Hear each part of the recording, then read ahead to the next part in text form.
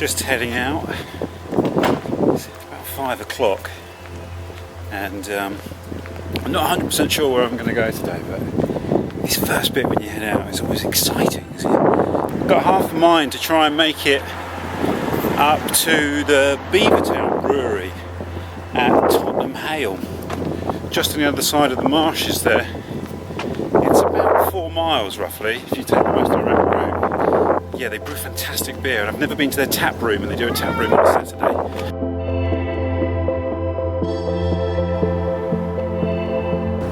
And that pigeon wants a chicken bone.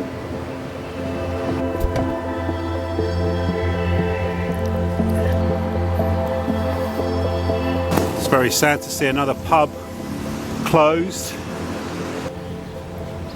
Something like 50% of the pub stock in Waltham Forest in this borough of London has been lost, which is a crying shame. They're such valuable community assets.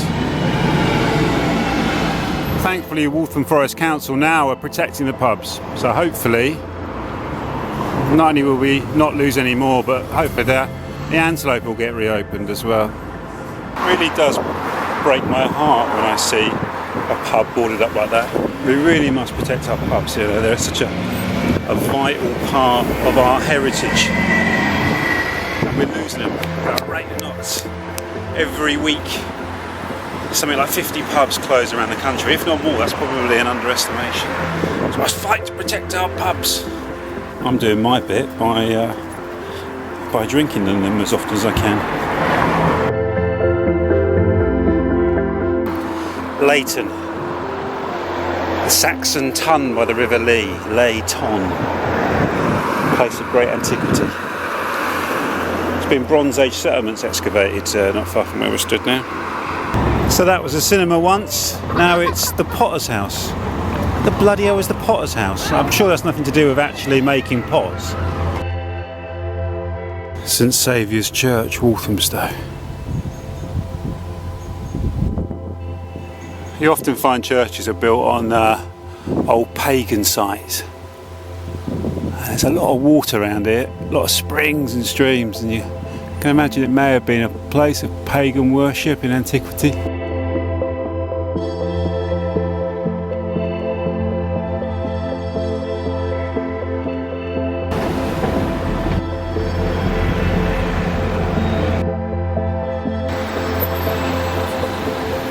I love things like this. This is clearly the entrance to a much older building. They've retained these pillars, these brick posts.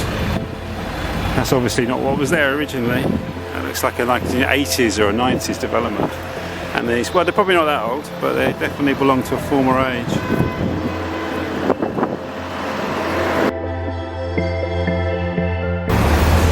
This was once obviously a pub, and now it's a gym.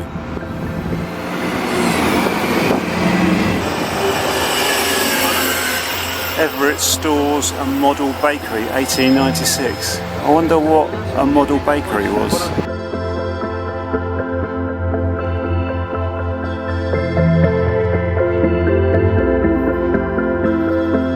Look at this fantastic tiling.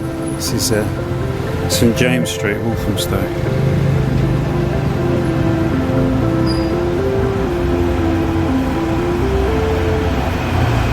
Walthamstow Market, said to be the longest street market in Europe.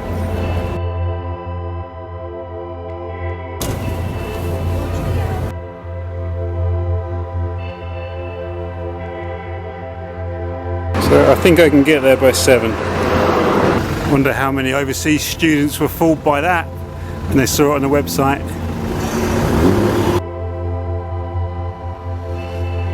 It's very sad to see this venue closed. It was once a legendary rock venue, the Standard. I first came here when I was 16 with a mate who was playing there.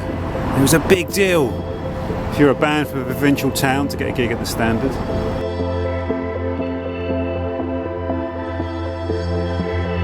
This is the River Lea Flood Relief Channel.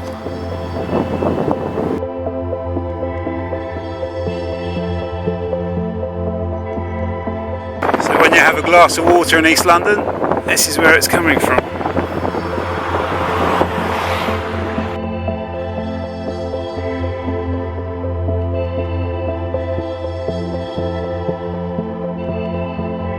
Here it is, the glorious River Lea.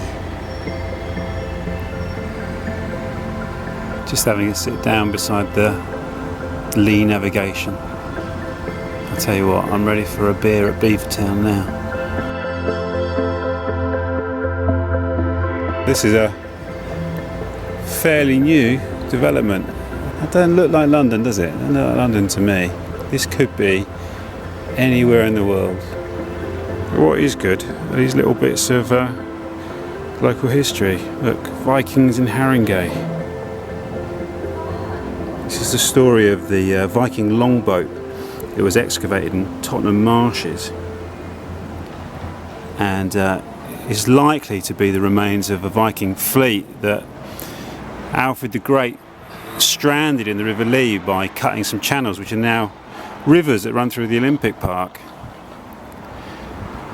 And the Vikings ran away over the marshes. Here's Alfred the Great. I wonder what Alfred the Great would make of all this. Probably not much. Apparently Alfred the Great suffered from terrible piles.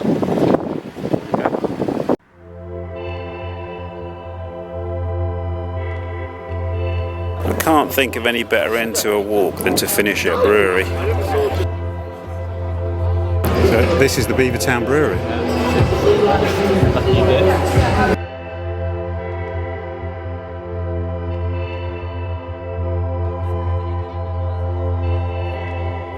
Apparently Beavertown is the old name for de Beauvoir Town in Hackney, which is where this brewery started.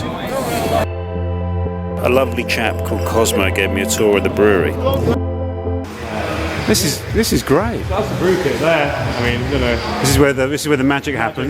Yeah, it's our mash tun. It's 30 barrels. We do like 5,500 litre batches usually, which is about a ton of malt for our like 5% beers, and then up to 2 tons for our stronger ones.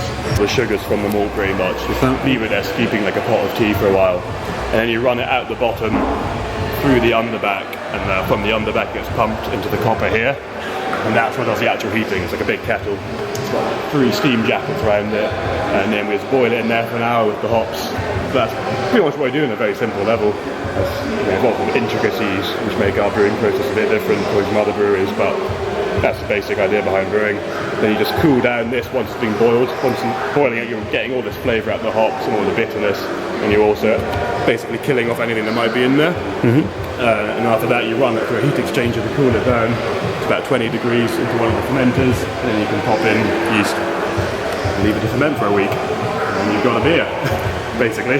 You've got a gorgeous beer in the old case. It's nice, yeah. We tend to put more hops in fermenter, which is called dry hopping, just to give it extra hoppy aromas, and then we spend about a week sort of chilling it, carbonating it, getting it to just the exact level we want it, and it gets canned or kegged. Occasionally things go into barrel as well for barrel aging. These guys here have currently got a Belgian style pale ale in there, which we're going to ferment in these white wine barrels for a while with some wild yeast probably.